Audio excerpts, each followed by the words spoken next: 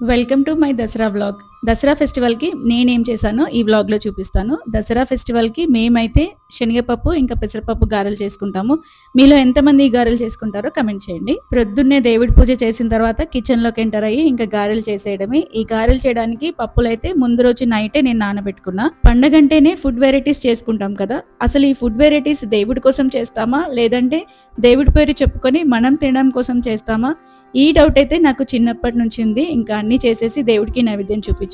And bagara rice, ఇంకా మేము non veg తినం కాబట్టి సోరకాయనే మా నాన్ వెజ్. దసరా ఫెస్టివల్ రోజు కంపల్సరీగా సోరకాయ తినాలి. ఈవినింగ్ రెడీ అయిపోయి మాకు నియర్ బై ఉన్న దుర్గమ్మ టెంపుల్ కి వెళ్ళి దర్శనం చేసుకున్నాము. అండ్ ఇంకా అక్కడే కార్ పూజ కూడా చేపించేసుకున్నాము. మా కమ్యూనిటీలో పెట్టిన దుర్గమ్మకి సెండ్ ఆఫ్ ఇస్తూ దాండియా కూడా చేసినాం.